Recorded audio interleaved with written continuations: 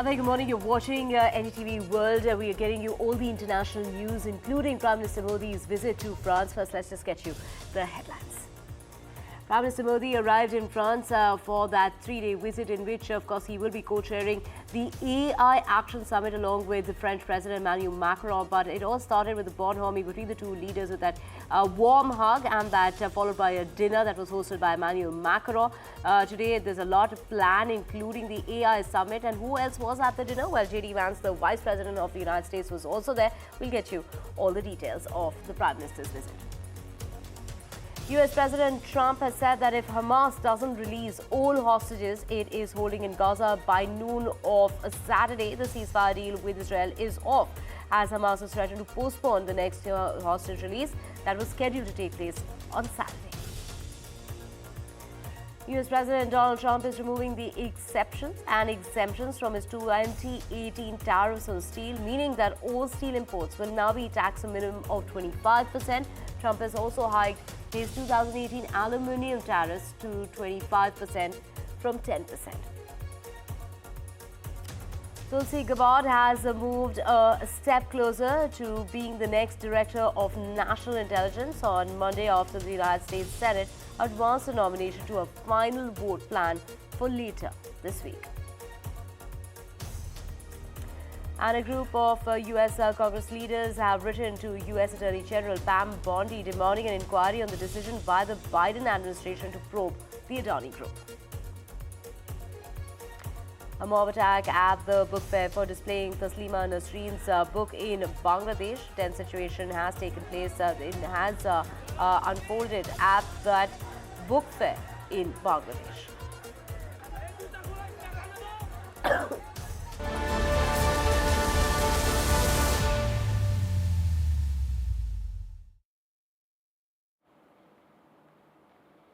Well, let's get to our top story. That's Prime Minister Modi's visit to France that began with that warm welcome from the French leader, seeing that huge hug that the two leaders exchanged. This was just before that dinner that President Macron hosted for Prime Minister Modi. This is, of course, the bonhomie on display.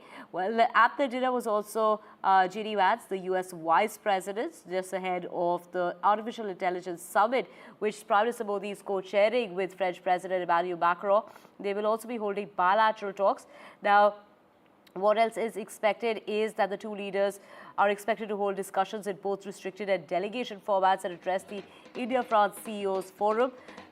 Today, in fact, they will be at that Artificial Intelligence Summit, but what we are expecting tomorrow is the two leaders will pay a tribute to the sacrifices made by the Indian soldiers in World War I, and this is going to be taking place at Marseille, which is also a place where the newest Consulate General of India is going to be inaugurated by Prime Minister Modi. The visit is aligned with the ongoing India-France Horizon 2047 roadmap, a long-term initiative aimed at deepening bilateral cooperation across multiple sectors. Let's just also get you a sense of the Indian diaspora that was so excited to get one glimpse of the Indian leader. He interacted with the Indian diaspora in France. Let's listen in. सबसे हाथ मिलाया मोदी जी ने। हम बहुत खुश हैं मोदी जी हमारे देश में आए इधर। हाँ जी हमने हाथ मिलाया, हम बहुत खुश हैं, बहुत खुश। मैंने उनसे बात की है कि देश के ये पहले प्राइम मिनिस्टर हैं जो सब धर्मों की बात करते हैं, सिख गुरुओं के जन्मदिन मनाते हैं, साहिबजादों के जन्मदिन मनाते हैं और सबको साथ लेके चलते हैं, सबका साथ सबका विकास। ये पहले प्रधानमंत्री है जो सबके धर्मों के लिए बात करते हैं। और मैं चौथी दफा मिला हूँ मोदी जी से, मैं चौथी दफा मिला हूँ, मेरे को पहचानते हैं, बोलते कैम से हमारे मोदी जी आए हैं। भारत माता की जय, भारत माता की जय। बहुत अच्छा लगा, हमने उनसे हाथ मिलाया, हमें इतना अपनापन लगा उनके साथ कि उन्होंने खुद से हमसे हाथ मिलाया, केमचो बोला, तो बहुत अच्छा एक्सपीरियंस था और हम उनके लिए रुके हैं, हमको सपोर्ट करने के लिए एआई समिट के लिए आए हैं। तो Paris. I'm Paradeep Hanot and I'm standing in the heart of where the future of global AI is unfolding as we speak. It's been a rather hectic first day, but That's not all. There's a lot more to look forward to on Tuesday and Wednesday as far as India is concerned. Prime Minister Modi is already in Paris. He's attended a dinner hosted by the French President Emmanuel Macron as well as other heads of states. Now all eyes are going to be on Tuesday, which is day 2 of the summit. Prime Minister Modi is going to be co-chairing the event alongside President Emmanuel Macron, who's going to be the chair for the Global AI Action Summit. And as part of this summit, the focus really is going to be on AI for public good. It's going to be on how to develop AI technologies while keeping in mind the climate.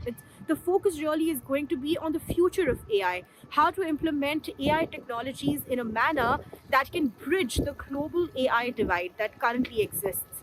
Tuesday is going to be a hectic day for Prime Minister Modi. After co-chairing the AI summit, he's going to be speaking with the CEOs of French as well as Indian tech companies. And post that, he's expected to depart for Marseille along with President Emmanuel Macron, where he's going to be inaugurating the Consulate General of India in Marseille. All eyes on that visit of Prime Minister Modi in France. We will keep getting you all the updates. But for now, let's switch tracks to US President Donald Trump, who has said that if Hamas doesn't release all hostages it's holding in Gaza by noon of Saturday, the ceasefire deal with Israel could be cancelled. Well, Donald Trump's public message has come about at a time that, this is Hamas that has made an announcement on Monday that it'll suspend the release of 3 Israeli hostages planned for Saturday due to Israel's violations up until further notice. A spokesperson for the armed wing of Hamas says that the group is postponing the next scheduled release of Israeli hostages, blaming what he says are Israeli violations of the ceasefire deal. 3 hostages held in Gaza are due to be freed on Saturday in exchange for more Palestinian prisoners held in Israel. Well, I would say this, and I'm going to let that because that's Israel's decision, but as far as I'm concerned, if all of the hostages aren't returned by Saturday at 12 o'clock, I think it's an appropriate time. I would say cancel it and all bets are off and let hell break out. I'd say they ought to be returned by 12 o'clock on Saturday, and if they're not returned, all of them, not in drips and drabs, not 2 and 1 and 3 and 4 and 2, Saturday at 12 o'clock, and after that, I would say all hell is going to break out. Ghazali joining us to get us more on this. Ghazali, we just heard Donald Trump saying that all hell will break loose, giving that deadline of noon of Saturday, warning that the ceasefire deal with Israel will be off if they don't adhere to what has already been decided upon. See, the next 24 hours is going to be very critical because we have seen that how the hostage deal is in the second phase now. The second phase in the sense that we are nearing the end of the first phase. Many hostages have been released around what we believe is that around more than 90 hostages are still in the captivity of Hamas. And Hamas is now perhaps said that they're considering not to release it. They have delayed it. They have postponed the release of hostages. It was scheduled for this Saturday, saying that due to Israel violating the ceasefire, they are not going to release the hostages. Now, US President Donald Trump, the way he has been talking about Gaza, the way he has been talking about take over the Gaza campaign, it certainly suggests that things are not looking very favorable for all the stakeholders in the Middle East. Right, Ghazali, stay with us for our next story as well. Talking about his controversial Gaza takeover plan, Donald Trump has said that Palestinians will not have the right to return to Gaza. Doubling down on his plan, he has said that if the United States is committed to buying Gaza, on the other hand, Arabian countries have rejected that plan. Ghazali, what details do you have for us?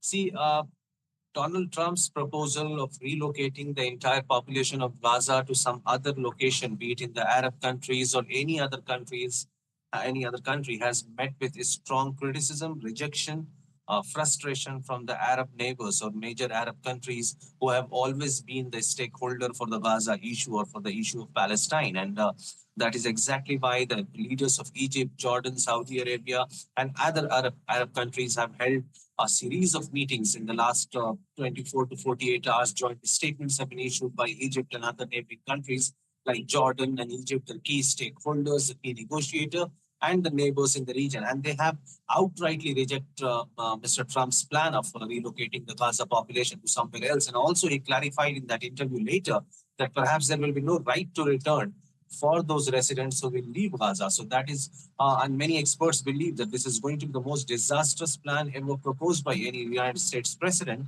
when it comes to the issue of Palestine, because all this while, United States and many other Western powers have maintained this stand that Israel and Palestine can only have one issue, and that is two-state solution.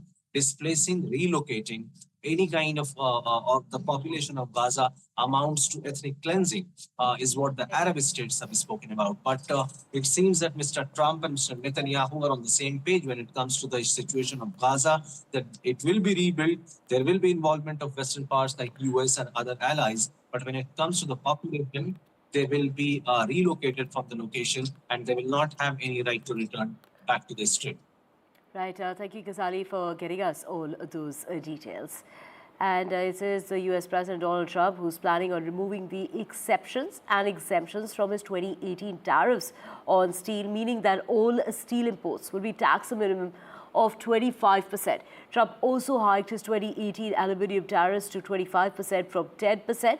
We were big, from what Donald Trump is going on to say, is by both friend and foe that they weren't being treated well, and it's time for our great industries to come back to America. The moves are part of an aggressive push by Trump to reset global trade, with Trump saying that tax hikes on people and companies buying foreign-made products will ultimately strengthen domestic manufacturing. Listen in. So essentially, we're putting on a 25% tariff without exception on all aluminum and all steel. And it's going to mean a lot of businesses are going to be opening in the United States. Now, we're going to be meeting over the next 4-week period, maybe on a weekly basis, and maybe we'll do a couple of them at different times and maybe together. But we'll be talking about other subjects like cars. We'll be talking about drugs and pharmaceuticals. We'll be discussing chips. And of course, that was Donald Trump. But now a third judge has blocked what US President's order. This is the order ending birthright citizenships when it comes to kids of people in the United States illegally. The order has garnered a lot of criticism ever since it was signed by Donald Trump.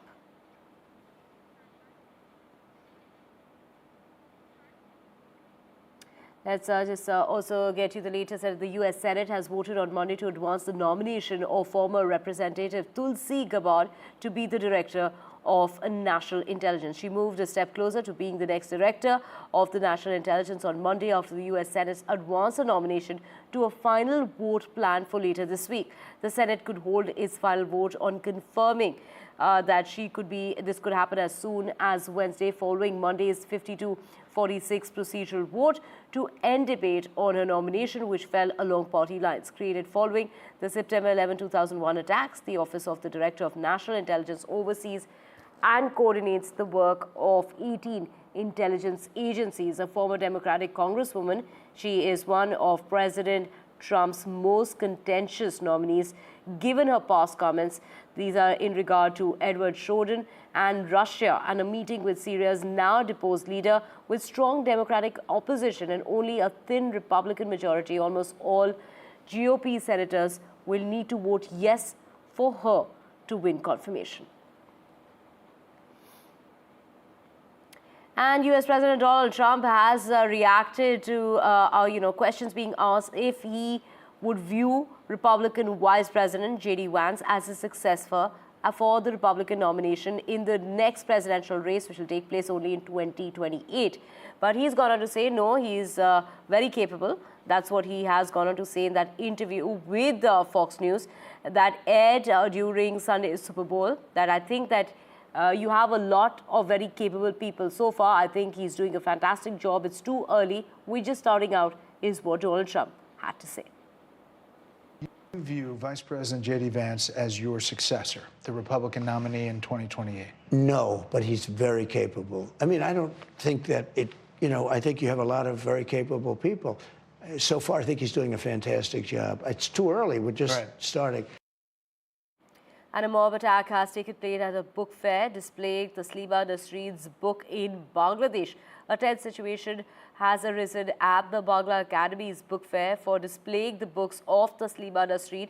A group of agitated people besieged a stall at that fair, where this was a fair that was displaying books written by Taslima Nasreen, who is in exile in India. And with that, we're slipping to a very short break. Coming up, a whole lot more on the other side. To stay with us.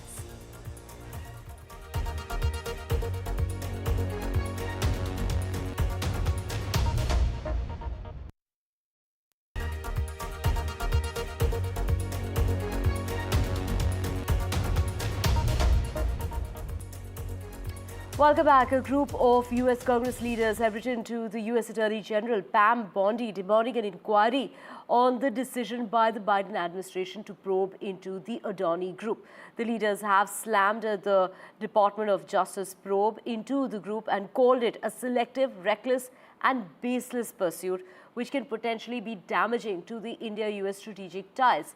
The group of leaders, in a letter written to Pam Bondi, has said that there was no compelling reason for the probe to be initiated other than some external factors.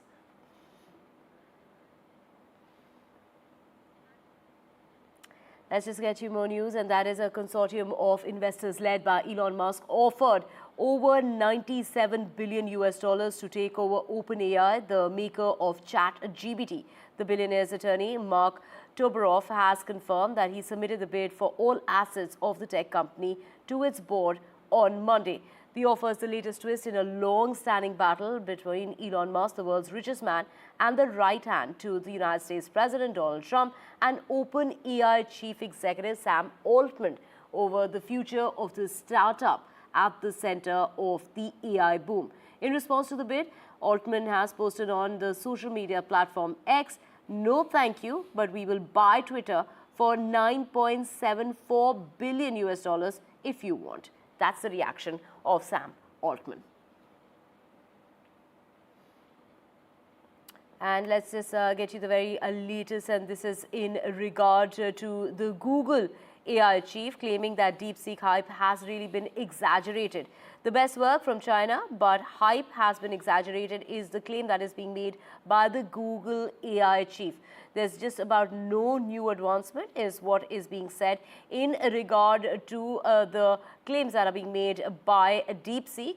That is what Google's DeepMind CEO has really gone on to claim. So it is basically the United States versus China as far as that feud over the dominance of artificial intelligence that continues. And of course, do remember it was Donald Trump who said that this is quite a wake-up call, it's quite a shake-up, that things can be done in a similar manner, and that spending just a fraction of the cost is what Donald Trump had to say about DeepSeek.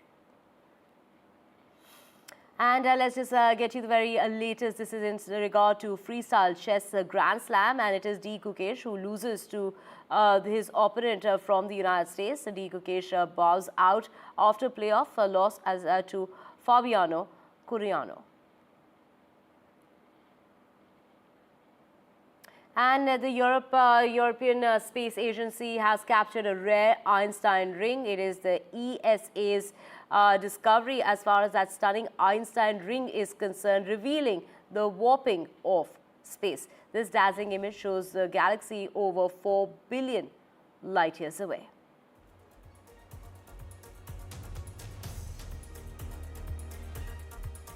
And with that, we're slipping a very short break.